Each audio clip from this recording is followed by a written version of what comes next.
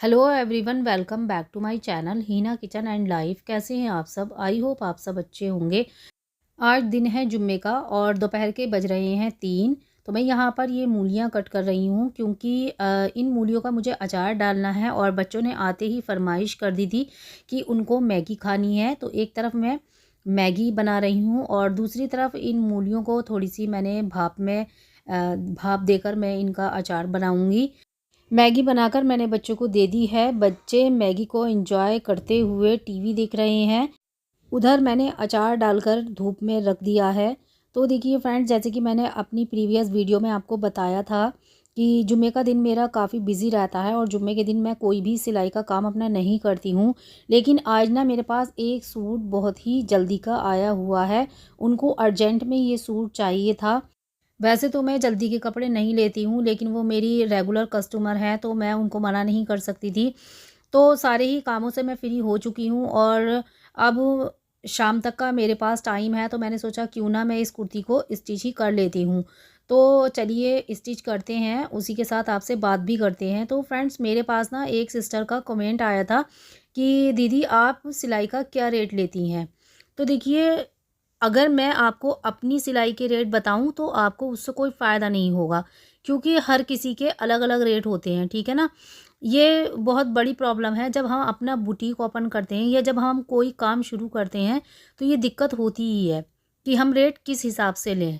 कहीं ज़्यादा ना बता दें, कहीं कम ना बता दें।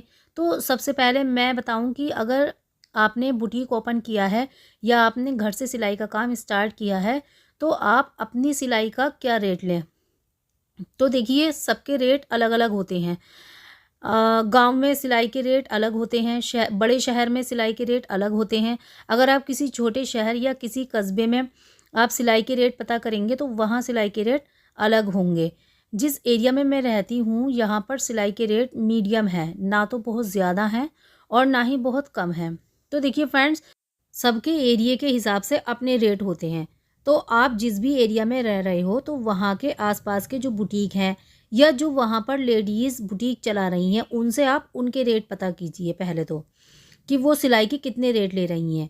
उनके रेट के हिसाब से आप 150 रुपये कम ले लीजिए। और जब हम स्टार्टिंग कर रहे होते हैं ना, तो हमें अपने रेट थोड़े से कम ही रखने चाहिए, क्योंकि ताकि हमारे जो कस्टमर हैं ना वो गेन हो सकें। अगर एकदम से हम हाई फाई रेट बताएंगे तो कोई नहीं आएगा हमारे पास, क्योंकि सभी की ये बात होती है कि अगर आप रेट कम रखोगे तो आपके कस्टमर ही बढ़ते हैं। क्योंकि सभी कोशिश करते हैं कि कम रेट में जो रीज़नेबल प्राइस होते हैं उसी में कपड़े सिलवाएं। तो देखिए, मैं भी अपने रेट ऐसे ही लेती हूँ। मैं क्या करती हूँ कि सिंपल सूट के मैं 150 रुपये चार्ज करती हूँ, क्योंकि जिस एरिया में मैं रहती हूँ वहाँ पर बुटीक में सिंपल सूट के 200 रुपये हैं। ये मैं आपको अपने रेट बता रही हूँ, आप अपने एरिया के हिसाब से अपने रेट लेना, क्योंकि गांव में सिलाई के रेट कम होते हैं, शहर में ज़्यादा होते हैं, तो इसी तरीके से होता है, ठीक है ना। लेकिन आप जिस एरिया में रह रहे हो तो आपको अपने एरिया के हिसाब से अपनी सिलाई के रेट लेने हैं। आप जहाँ पर रह रहे हो वहाँ पर जितने रेट हैं आप उससे थोड़ा सा कम रेट लेना, ज़्यादा भी रेट डाउन नहीं करने हैं। इससे क्या होता है कि इससे हमारी इमेज जो है ना वो डाउन होती है, क्योंकि लोग ना ये नहीं सोचते हैं कि कम रेट ले रही है, लोग सोचेंगे कि कपड़े अच्छे नहीं सिलती है। तो ये ना लोगों की खासियत होती है, ठीक है ना। तो आप अपने हिसाब से अपनी सिलाई के रेट रखिए, ज़्यादा कम भी मत रखो और ज़्यादा हाई फाई भी नहीं होने चाहिए। तो मैं तो इसी तरीके से लेती हूँ। देखिए, जो मेरे आसपास के बुटीक है ना, वहाँ पर सिंपल सूट के 200 रुपये लेते हैं। मैं सिंपल सूट के 150 रुपये लेती हूँ। तो मैंने उनसे 50 रुपये कम लेती हूँ। मैं ज़्यादा भी ले सकती हूँ, लेकिन जितने मुझे ठीक लगते हैं मैंने अपने हिसाब से अपने रेट रखे हुए हैं, ताकि जो लोग हैं वो भी सिलवा सकें और मुझे भी ना लगे कि मैं बहुत ज़्यादा मेहनत कर रही हूँ और लोगों को भी बहुत ज़्यादा रेट ना लगे। क्योंकि आजकल लोगों को क्या लगता है ना कि सिलाई के बहुत ज़्यादा रेट हो गए हैं। वाक़ई अगर जो स्टिचिंग कर रहे हैं ना, तो अगर अपने रेट सही रखें ना, तो बहुत ही अच्छा उनका काम चलेगा और आप घर बैठे लाखों रुपए कमा सकते हैं सिलाई से, ठीक है ना। तो जो अस्तर वाला सूट होता है उसके मैं 300 रुपये लेती हूँ, क्योंकि मेरे आसपास के जितने भी बुटीक हैं वहाँ पर अस्तर वाले सूट के 400 रुपये लेते हैं। तो मैंने उनसे 100 रुपये कम लेती हूँ। उन्हें क्या है ना कि अपनी दुकान का किराया वगैरह भी सिलाई के पैसों से ही निकालना होता है। तो इसलिए उनके रेट ज़्यादा हैं।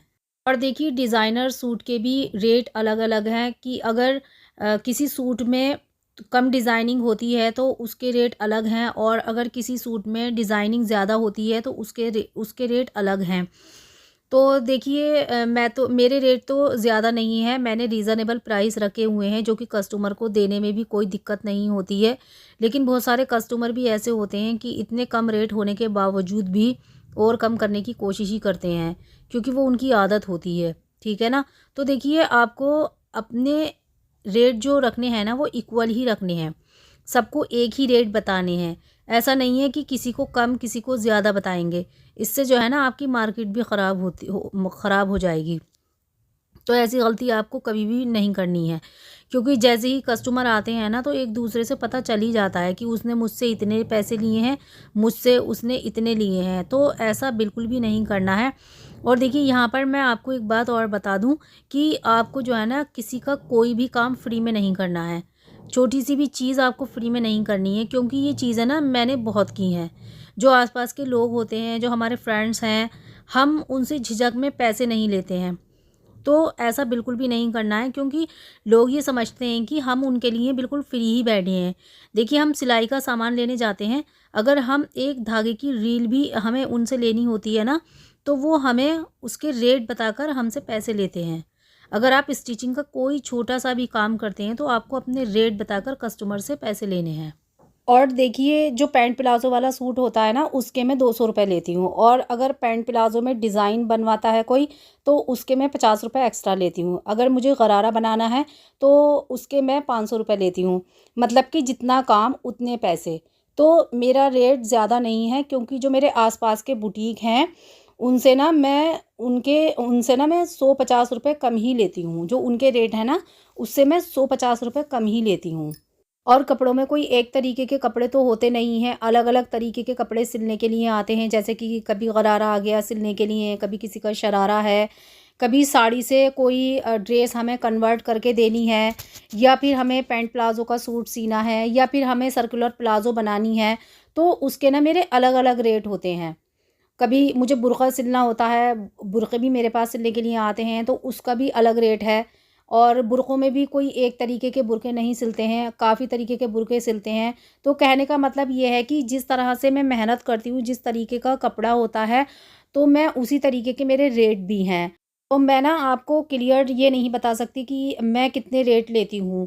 बस आपको मैं ये क्लियर कर सकती हूँ कि आपको अपने एरिये के हिसाब से अपने आस-पास के बुटीक में आप पता करिए, वहाँ पर कितने रेट हैं, वहाँ पर कितने पैसे हैं, तो वहाँ उसके अकॉर्डिंग आप 150 रुपए उससे कम ले सकते हैं स्टार्टिंग में। लेकिन जैसे-जैसे आपके बुटीक आपका चलने लगता है, तो आप अपने रेट थोड़े से उसमें बढ़ा सकती हैं। लेकिन एकदम से स्टार्टिंग में आपको अपने रेट ज़्यादा नहीं रखने हैं, ना तो बहुत ज़्यादा रखने हैं और ना ही बहुत ज़्यादा कम आपको रेट लेने हैं। आपको अपनी स्टिचिंग के रेट ऐसे रखने हैं कि जिससे आपको भी ऐसा ना लगे कि मैंने बहुत ज़्यादा मेहनत की, उसके हिसाब से मुझे पैसे कम मिले या मेरे रेट कम रहे। और कस्टमर को भी ऐसा ना लगे कि हमने ज़्यादा पैसे दिए हैं। और यानी कि कहने का मतलब ये है कि आपको एक रीज़नेबल प्राइस रखने हैं अपनी स्टिचिंग के, क्योंकि आजकल ना कंपटीशन बहुत ज़्यादा है, और जिनको कपड़े सिलवाने होते हैं वो एक दो जगह जाकर, हर किसी की ये बात है कि एक दो जगह जाकर ट्राई करने के बाद ही जहाँ पर उनके बजट में आता है वो वहीं पर कपड़े सिलवाना पसंद करते हैं। तो आपको ना अपने रेट ऐसे रखने हैं कि जिससे कि कस्टमर को देने में कोई दिक्कत ना हो, और इस तरीके से अगर आप अपने रेट रखते हैं तो आपके कस्टमर बढ़ेंगे ही, आपका होम बुटीक बहुत अच्छे से चलेगा। और इसके साथ ही ना आपको अपनी एक रेट लिस्ट भी बना के रख लेनी है, ताकि आपको वक्त पड़ने पर आपको कोई कन्फ्यूजन ना हो, आपको कोई दिक्कत ना हो, और आप आसानी से कस्टमर को अपनी रेट लिस्ट आप दिखा दें, आप उनको बता दें। तो आपको एक रेट लिस्ट भी आपको बना लेनी है। तो मैं तो ऐसे ही करती हूँ। तो देखिए फ्रेंड्स, यहाँ पर मेरी ना ये कुर्ती भी सिलकर रेडी हो गई है।